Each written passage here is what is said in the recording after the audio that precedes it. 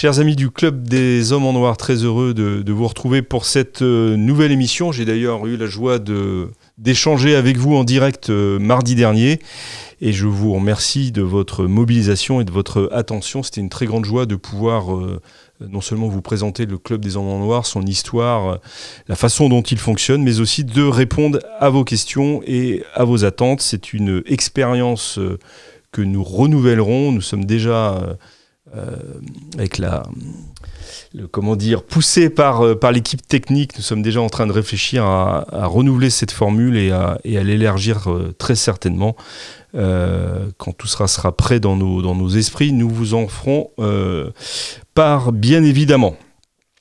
En attendant, nous terminons derrière l'église cette semaine, la semaine pour l'unité des chrétiens, une semaine de prière.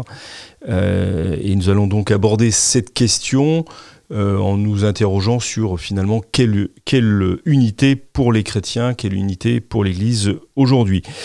J'ai la joie d'accueillir sur ce plateau du Club des Hommes en Noir l'abbé Marc Gelfucci. Monsieur le chanoine, bonjour. Vous pouvez dire bonsoir parce que cette émission qui est enregistrée, je le rappelle, dans les conditions du direct, c'est ce que j'ai expliqué mardi, est diffusée à partir du vendredi soir. Donc, bonsoir à tous. Mais elle est regardée aussi le samedi, le dimanche, lundi, etc. Je salue également le père Danziec. Oui, bonjour Philippe et bonjour à tous les clubistes. Voilà, qui a repris le vocabulaire imposé quasiment par l'abbé Grégoire Cellier, qui n'est pas là aujourd'hui. Que nous regrettons. Il ne faut pas trop lui dire ça, parce que ça peut lui monter à la tête. Celui qui vient de parler, c'est l'abbé Hervé Benoît. Monsieur l'abbé, bonjour, merci d'être présent. Vous êtes tous les deux, tiens, avec le docteur Labriole, les provinciaux de l'étape. De la même région d'ailleurs. Oui, pas loin en tous les cas, donc je vous salue tous les deux puisque c'est un voisinage pacifique. J'espère. On verra si ça continue au cours de cette émission sur l'unité des chrétiens. Donc, merci Philippe, merci de votre accueil et puis surtout merci aux clubistes qui permettent à cette émission de continuer aussi, je crois. Tout à fait, par leur don, leur souscription à la formule rejoindre sur la chaîne YouTube qui vous permet, merci de cette passation de balles qui vous permet de profiter de cette émission dans des meilleures conditions d'image et d'audio, qui nous soutient aussi, qui nous permet de continuer pendant cette année 2024. Le Club des Hommes en Noir est toujours disponible pour ceux qui le veulent sur le site internet de l'Homme Nouveau, mais si vous voulez vraiment et directement nous soutenir, bénéficier de bonus, comme on dit, et d'une meilleure qualité, donc n'hésitez pas à souscrire. Le bouton « Rejoindre ». Puisque l'abbé Benoît a pris la parole, je ne pourrais pas continuer cette émission sans signaler qu'il vient de publier aux éditions Via Romana, c'est une publicité absolument gratuite. Merci Philippe. Hélas. Un livre sur Saint Ignace qui s'intitule « Maître Ignace ». J'ai oublié le sous-titre et je sais qu'il est important pour vous, le sous-titre. Un cœur chaste et violent, ce qui est une citation d'Henri Massis à propos de Peggy. Alors, oui, effectivement, vous le citez dans l'ouvrage. J'aime beaucoup Henri Massis, donc c'était un clin d'œil qui m'a plu. Donc, n'hésitez pas à vous procurer cet ouvrage, mais j'aurai la joie de m'entretenir directement avec l'abbé Benoît sur son livre. Bon, on va peut-être parler de l'unité des chrétiens quand même. Justement, encore j'ai présenté le docteur de la Briole, il me fait des signes, comme si j'avais des oublis. Si, je vous ai salué en parlant de votre venue de province. Le thème de l'unité des chrétiens, vous m'avez fait remarquer, monsieur l'abbé Benoît, quand j'ai envoyé le courriel indiquant les thèmes de cette émission, que c'était finalement un sujet pas très intéressant, en tous les cas qui ne vous intéressait pas, vous. Pour quelle raison? Parce que vous n'aimez pas les autres chrétiens, c'est ça? Ça doit être ça. Non, écoutez, comme j'ai le privilège, l'honneur et l'avantage d'être le plus âgé parmi les clercs de cette émission et d'avoir un tout petit peu plus d'expérience, la question de l'œcuménisme, nous en entendons parler depuis des années. Et, alors peut-être que je me trompe d'ailleurs, vous et puis mes chers confrères du club diront le contraire, mais il me semble que cette question qui a été très agitée, très débattue, etc., a un peu retombé. Et il m'avait semblé qu'on avait tout dit, mais je fais confiance à mes collègues pour raviver la flamme. Chers amis, vous êtes en train de regarder le Club des Hommes en Noir. Je me permets juste de vous dire que saint Ambroise disait que nous ne serons pas jugés sur ce que nous aurons donné, mais sur ce que nous aurons gardé. Vous nous regardez? Eh bien, ne gardez pas pour vous tout cela. Donnez-vous. Allez maintenant dans la description de la vidéo pour effectuer votre don. Un grand merci. Bien, ouais, merci de votre explication. On peut peut-être d'ailleurs commencer, je ne sais pas qui va prendre la parole, mais cette semaine pour l'unité des chrétiens qui s'inscrit dans le cadre de l'œcuménisme, que vise-t-elle exactement au-delà de son titre? Elle a une origine assez lointaine, lointaine, tout est relatif évidemment, pardon, mais voilà. Et on est en 1908, il y a un prêtre épiscopalien, Paul Watson, qui a un peu cette intuition de faire prier les chrétiens ensemble en vue d'une unité, autour de Rome, mais c'est une question assez floue, mais ce qui est assez touchant, c'est que ce prêtre épiscopalien, donc américain, va se convertir au catholicisme l'année d'après. On peut dire que le premier fruit de cette semaine d'unité des chrétiens, ça sera la conversion de celui qui en est à l'initiative. Et puis après, au milieu des années 30, le père Paul Couturier, c'est connu, un Français, qui était à Lyon, a donné un rayonnement, on va dire, encore plus international à cette semaine d'unité des chrétiens. Je pense avec aussi toute la ferveur propre de ces années-là, avec des grandes espérances. Il faut se remettre un peu dans le contexte. C'est vrai, je rejoins ce qu'a dit Benoît. Aujourd'hui, la question de l'œcuménisme est un peu un sujet qui peut paraître un peu has-been, qui est retombé. Oui, c'est-à-dire qu'en fait, c'est bien, on se rend compte, mais d'ailleurs même les acteurs de l'œcuménisme dans les diocèses, puisqu'il y a des responsables pour les relations avec les autres chrétiens dans chaque diocèse, certains d'entre eux, j'ai lu des témoignages pour préparer cette émission, qui disent, en fait, on a un peu l'impression que c'est une affaire de spécialistes, on se voit, on se dit bonjour, on échange pendant une semaine, et puis en fait, on se dit à l'année prochaine, et puis il n'y a rien qui change, en effet. Mais je reviens donc au père Paul Couturier, dans ces années 30, et puis a fortiori après-guerre, où la Seconde Guerre mondiale aura mélangé sur les fronts de la guerre, dans les camps, en fait une sorte de synergie, de fédération dans la douleur, aura été un peu le stimulateur vraiment d'une grande idée, c'est-à-dire qu'enfin on va tous se réunir après ces grands désordres de la guerre, cette horreur, plus jamais ça, etc.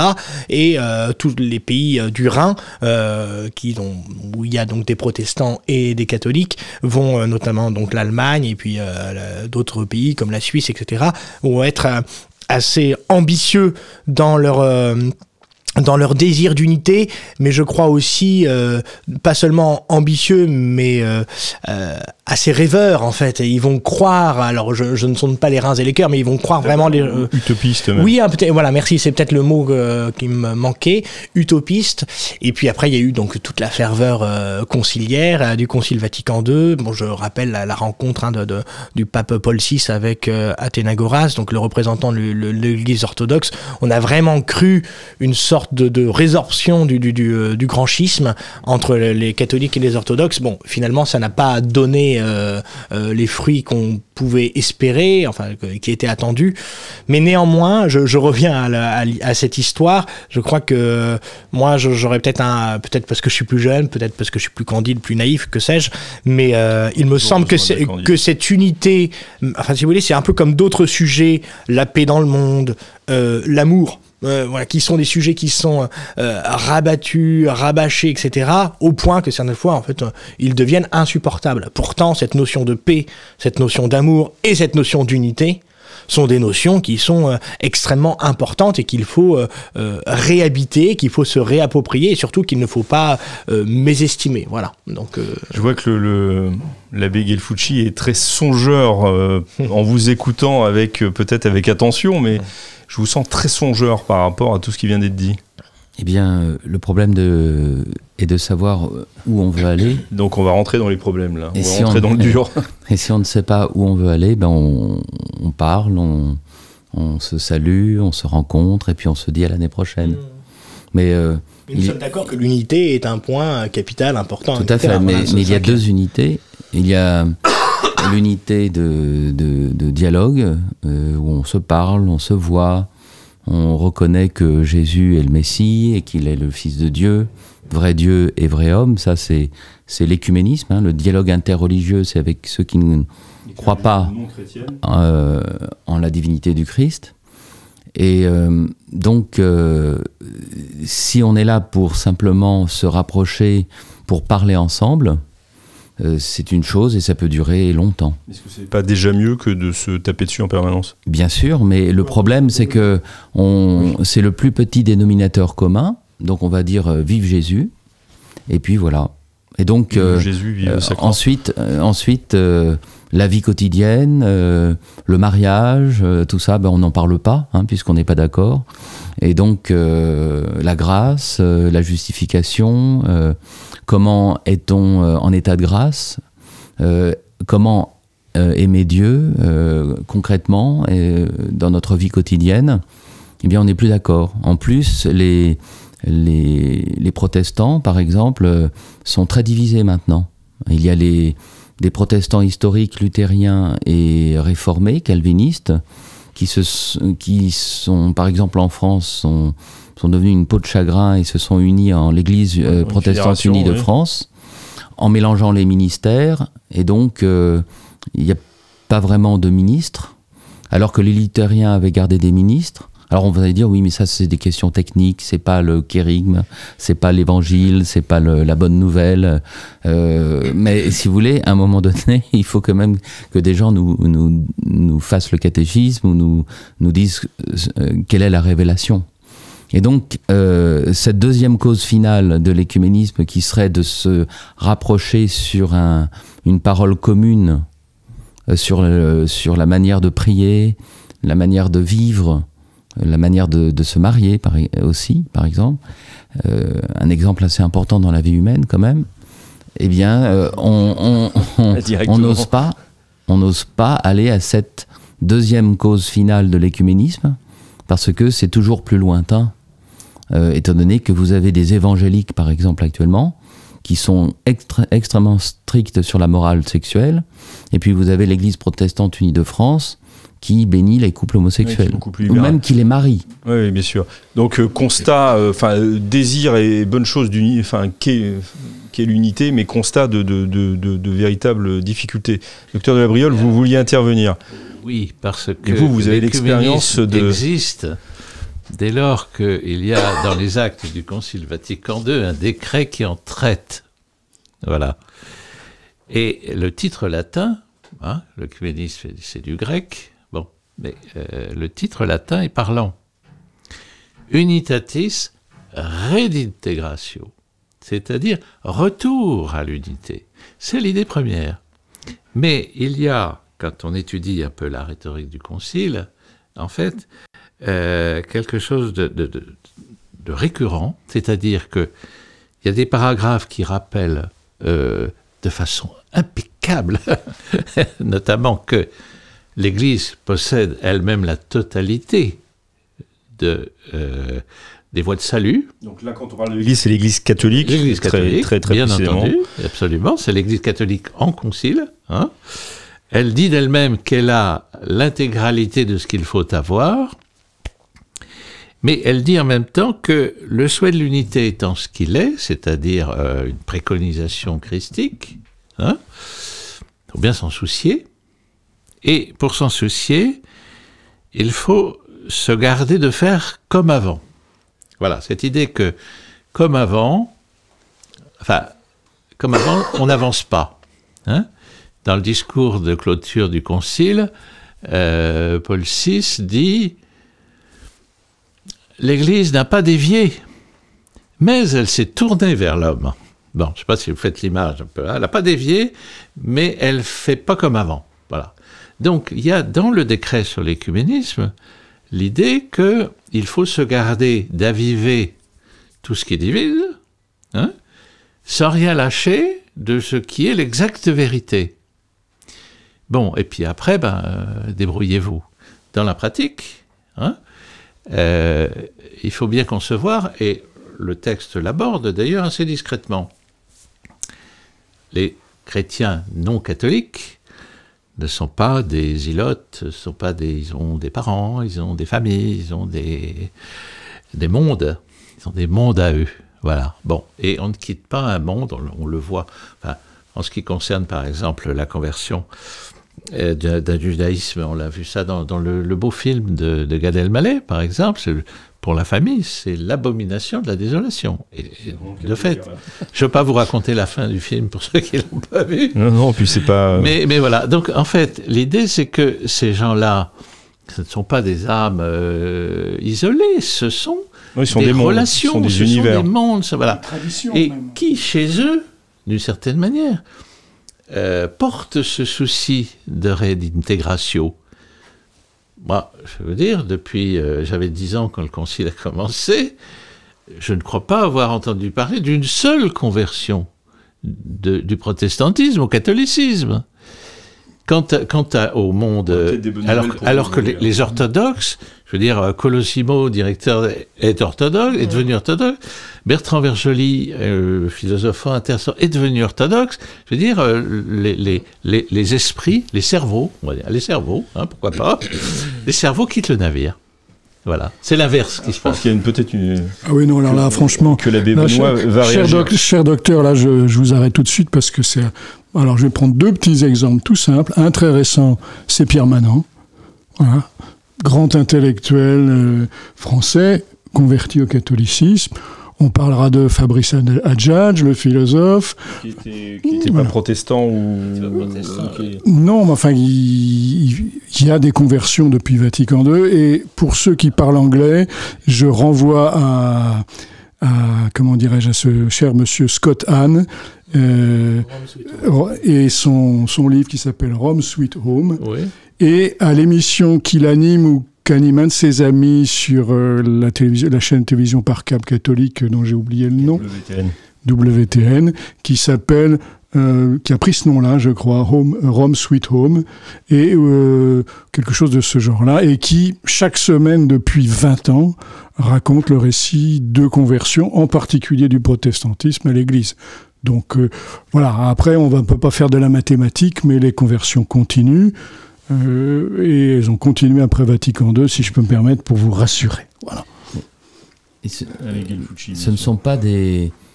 Les conversions dont on parle sont des conversions pas par l'écuménisme. C'est ça.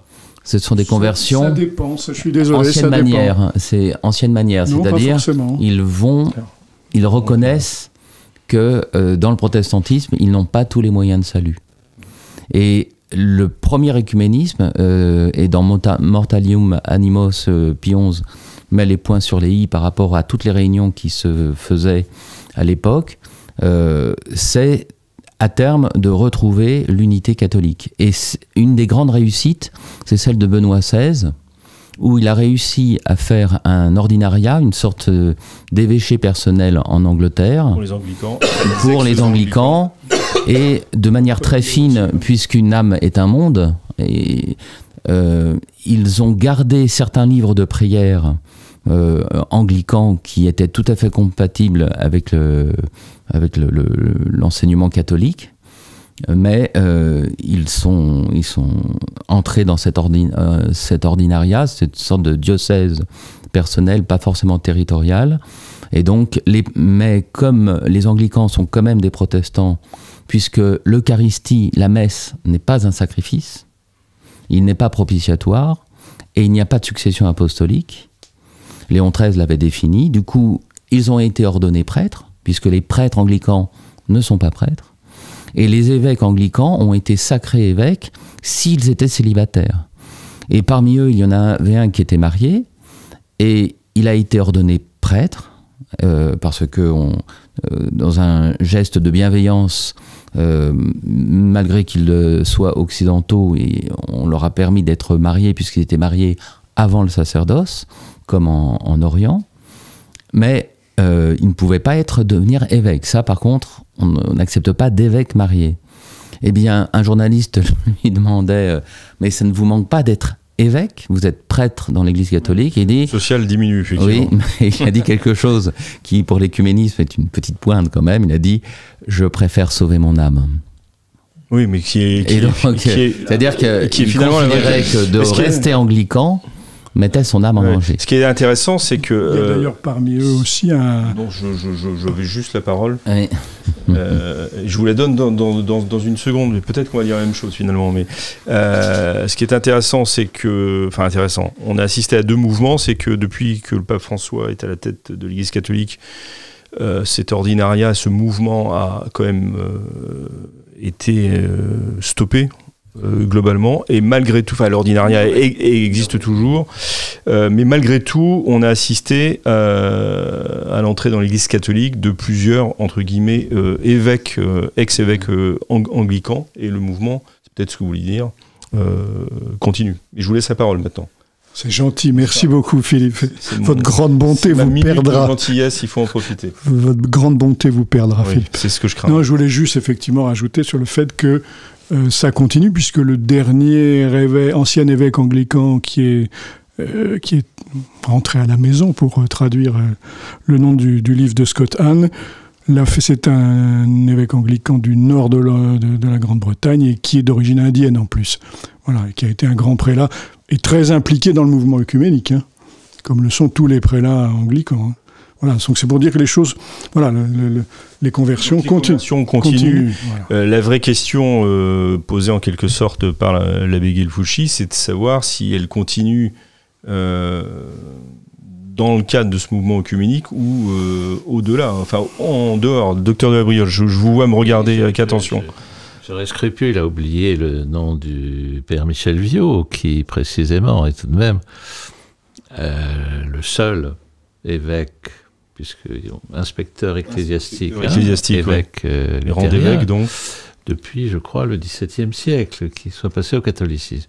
Ça reste malgré tout très marginal. Dans la pratique, il est évident que la foi catholique, dans sa cohérence, attire et continue d'attirer. Hein, les fraternités traditionnelles le constatent d'une manière évidente, et les diocésains qui le constatent également peuvent s'en irriter de façon assez spectaculaire. Hein.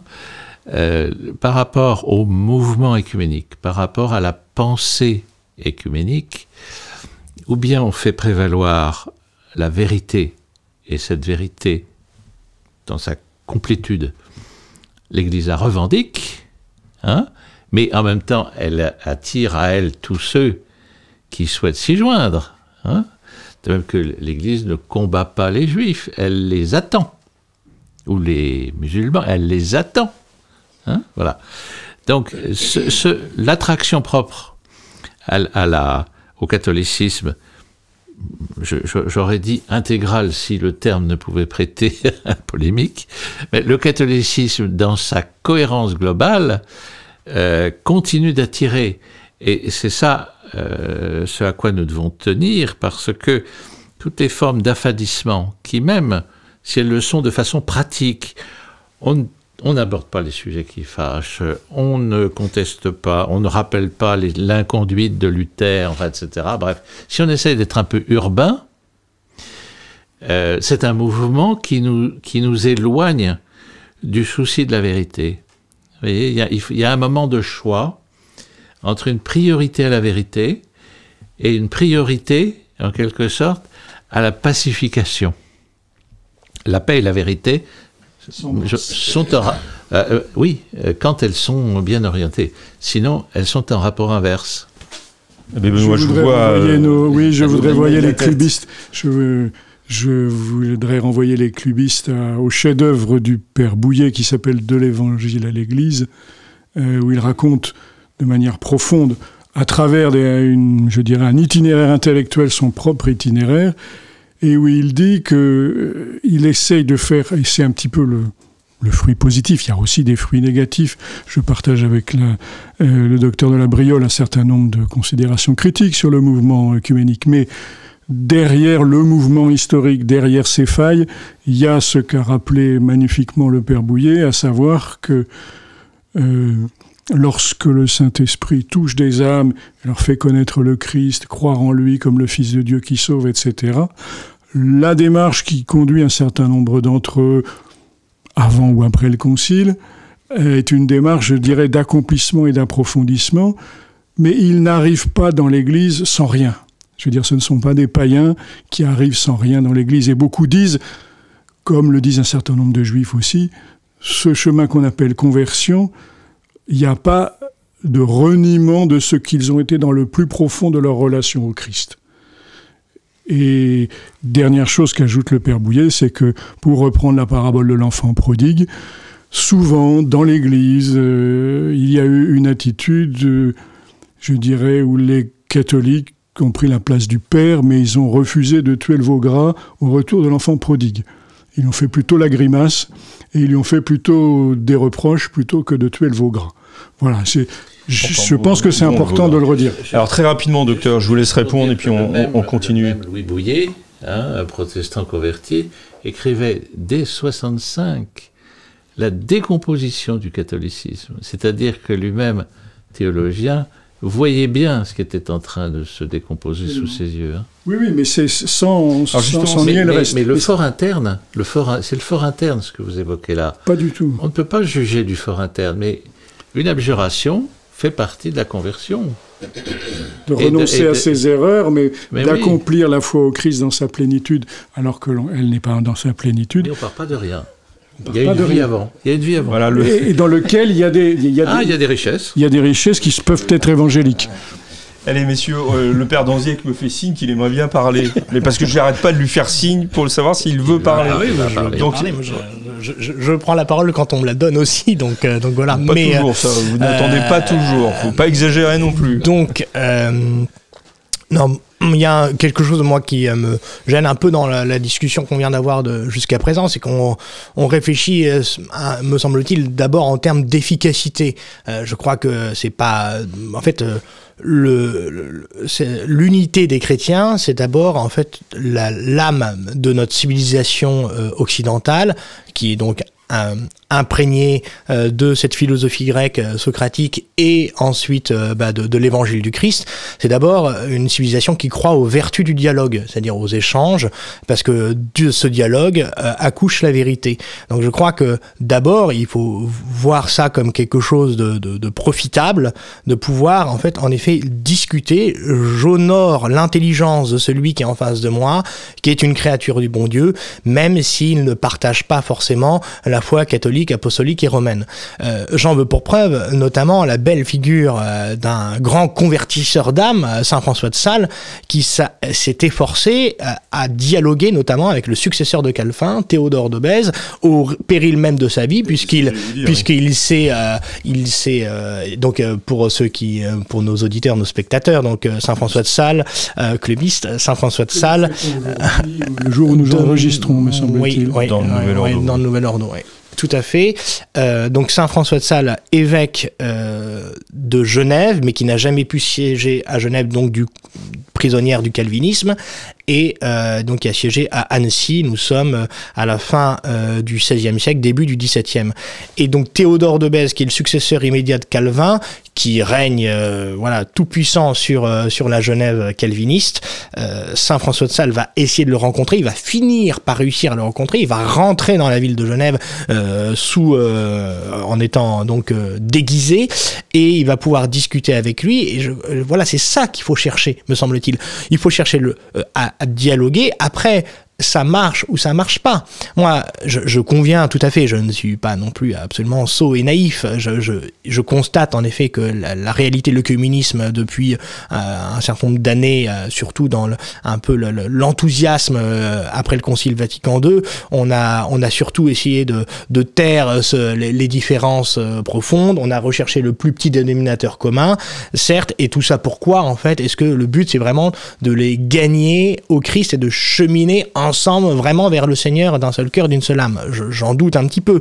Néanmoins, vous voyez, par exemple, s'il y avait vraiment un dialogue respectueux et authentique, par exemple, avec ce qui s'est passé avec Michel Onfray récemment, Michel Onfray qui a nié une nouvelle fois l'existence historique du Christ, il me serait apparu avantageux, par exemple, que une tribune signée, bien charpentée, signée peut-être de différents représentants d'univers chrétien, atteste combien la figure du Christ est historique, et peut-être cela redonner davantage de poids à cette contre-vérité qui est développée par Michel Onfray, qui du reste après a le droit de s'exprimer aussi.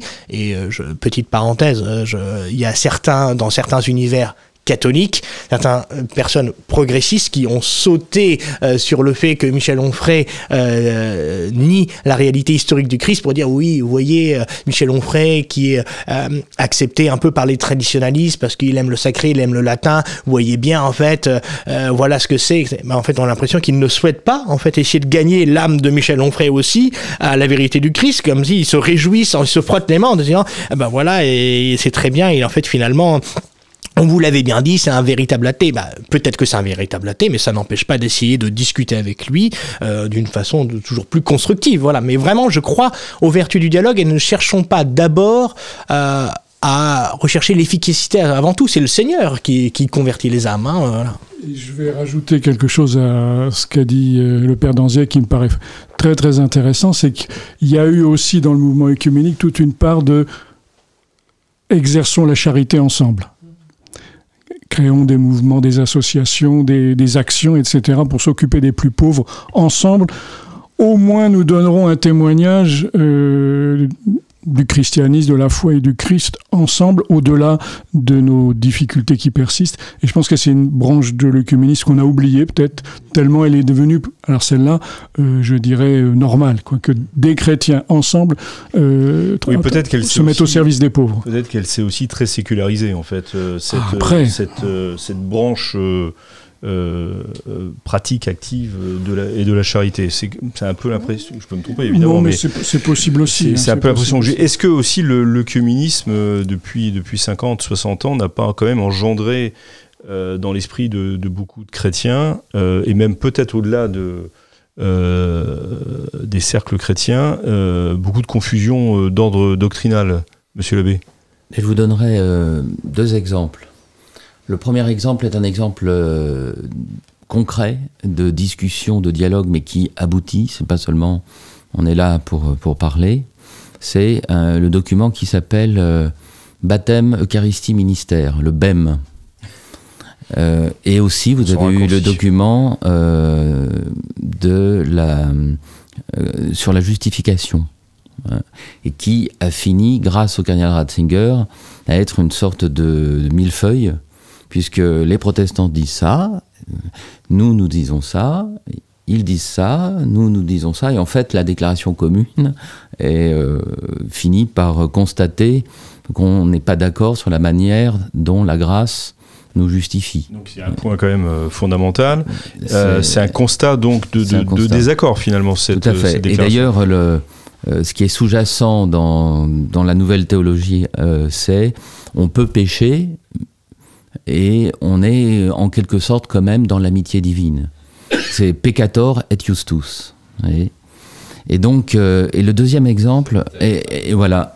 Donc, dans le document qui avait donné beaucoup d'espérance, baptême, parce que ça, de fait, quand on croit que le baptême donne les mérites de notre Seigneur dans sa mort et sa résurrection, qu'on soit protestant, orthodoxe, catholique, c'est la même grâce. Le baptême est valide. Le baptême est valide, baptême. Mais ensuite, l'Eucharistie, ça, quand on ne croit pas en la présence réelle ou dans le caractère propitiatoire du sacrifice, c'est autre chose.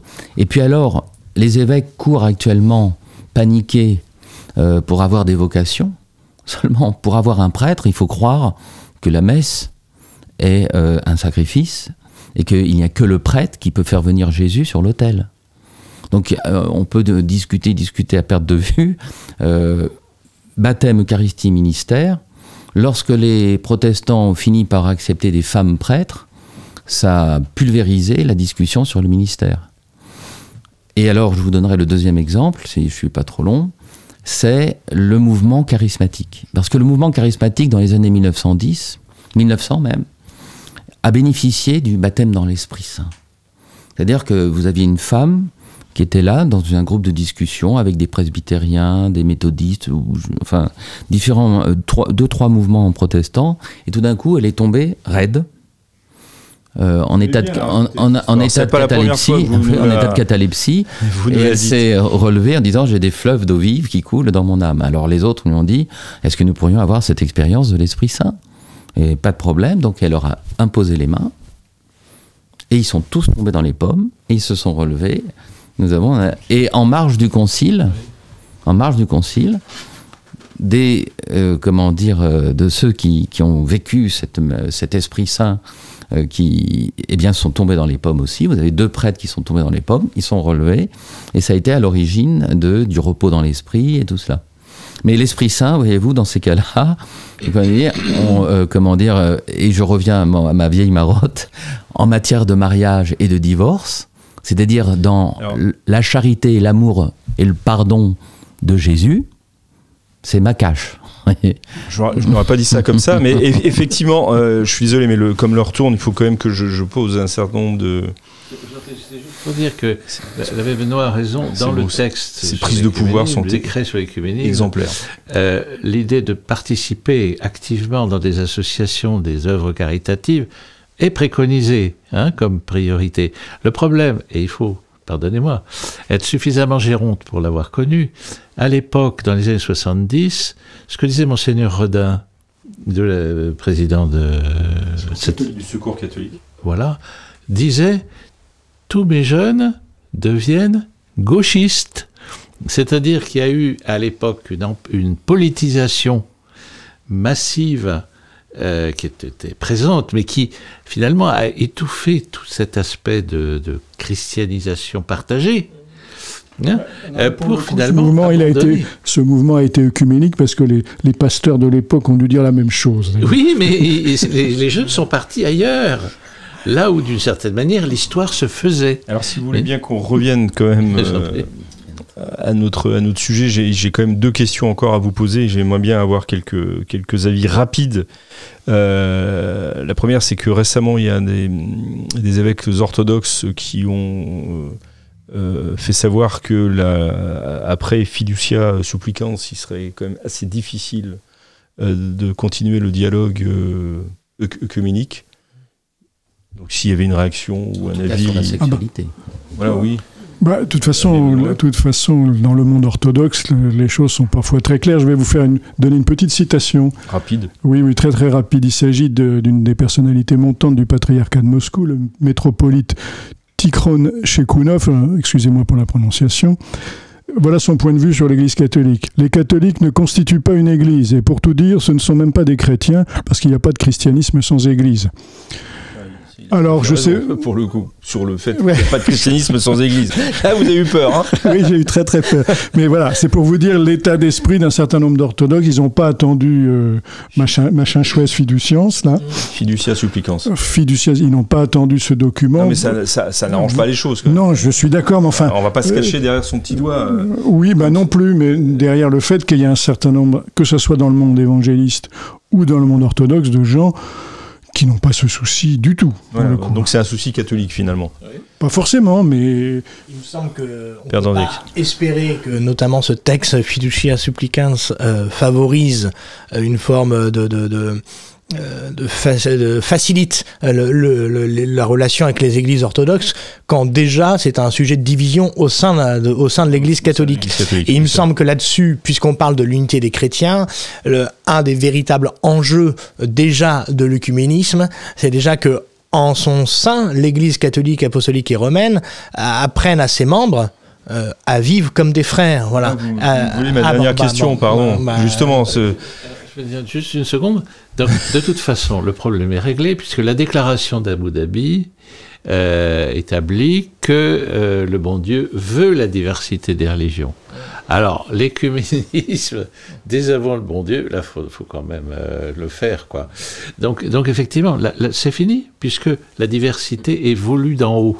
Alors, la diversité peut être voulue d'en haut, mais sur le terrain, et là je rebondis sur la remarque du père Danziec, sur le terrain au sein de l'Église catholique, il est visiblement... c'est déchiré. Hein, c'est extrêmement déchiré. Si on prend le dernier cas qui est celui de Quimper, enfin du diocèse de Quimper, où la fraternité Saint-Pierre a été gentiment, entre guillemets, remerciée, oui, j'ai bien dit entre guillemets, on a bien un constat, je vous donne la parole tout de suite, de déchirure là, c'est ça. À l'intérieur de l'Église. C'est ça. Chers amis, vous êtes de plus en plus nombreux à regarder les vidéos du Club des Hommes en Noir, et cela nous touche énormément. Mais savez-vous que la plupart des gens qui regardent nos vidéos ne sont pas abonnés à la chaîne de l'Homme Nouveau, et ça change tout. Parce que plus d'abonnés, ça veut dire plus de visibilité, et donc plus de contenu à vous proposer. Donc si vous n'êtes pas abonné, s'il vous plaît, cliquez sur ce petit bouton, ça prend 2 secondes, et cela nous aide énormément. Bonne vidéo.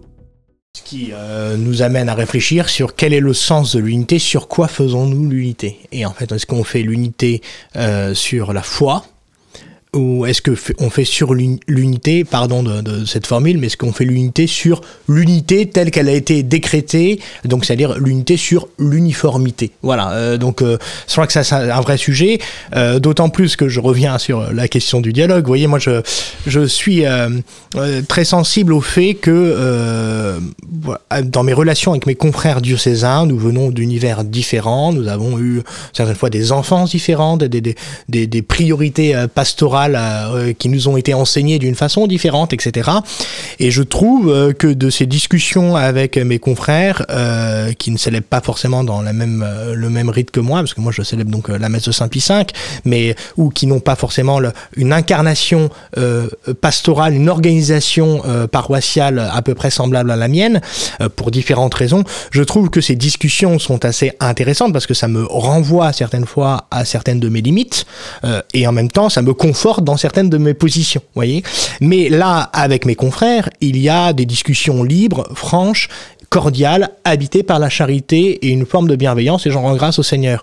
Ce que je regrette, c'est que finalement, à l'étage supérieur, cette liberté, moi, à laquelle j'aspire, et je crois pouvoir dire que je parle librement avec les autorités lorsqu'il m'est donné l'occasion de parler avec elles, mais on sent qu'il y a une sorte de crispation, si vous voulez. Non, mais l'autorité supérieure, ce sont les évêques. Ce sont les évêques, les évêques, voilà. Qu'on comprenne bien. Oui, et on sent que certaines fois il y a une forme de crispation, c'est-à-dire que oui, peut-être, peut-être c'est bien ce que vous faites, mais moi c'est pas le sujet. En fait, le sujet c'est le pape veut et c'est comme ça, donc il faut rentrer dans le rang au motif de l'unité, mais sans que la question de la foi intervienne, vous voyez.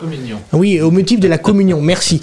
Mais cette communion, je réinsiste parce que je crois que c'est très important pour la liberté intérieure et pour ceux qui nous regardent. Vraiment, si certaines fois vous doutez de vous, si certaines fois vous dites mais est-ce que vraiment on fait bien, est-ce qu'on favorise, peut-être en mettant nos enfants dans un catéchisme peut-être plus authentique, plus classique, en cherchant des liturgies plus sacrées, plus verticales. Eh bien, je crois vraiment, soyez très détendus, en fait, parce que le sujet, c'est la foi.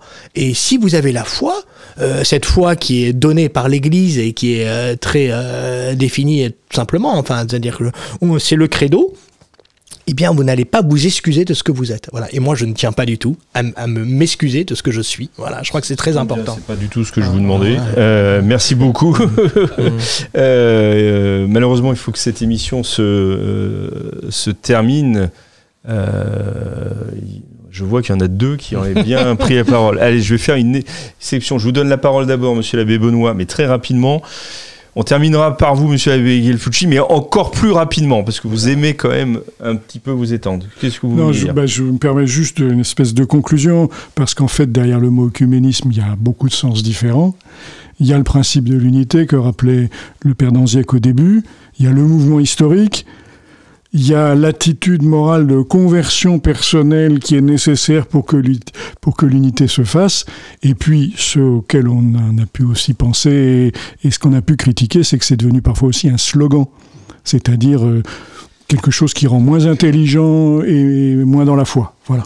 Et moins dans le réel, peut-être. Alors, pour terminer, simplement de dire que les âmes veulent être heureuses. Et le moyen d'être heureux, c'est de revenir à son Créateur et à son Père, et de lui parler. Alors qu'on soit musulman, protestant, juif, charismatique, j'ai reçu de l'Esprit Saint ceci, je prie comme cela, je suis tradi, je suis plutôt comme ci, je suis plutôt comme ça.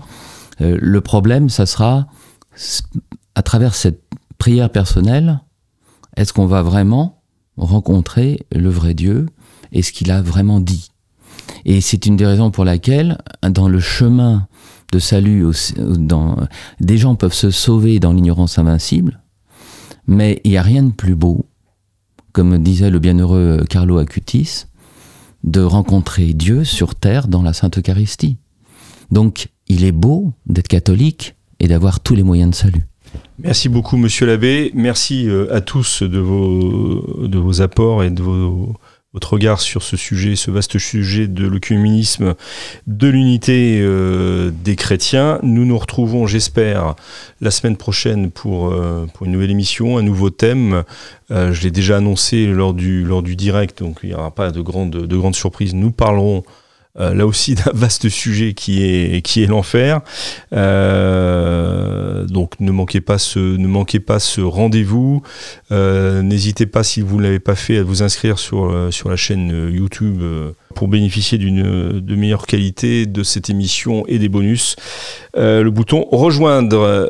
Nous nous retrouvons donc la semaine prochaine. D'ici là, que Dieu nous garde. Au revoir.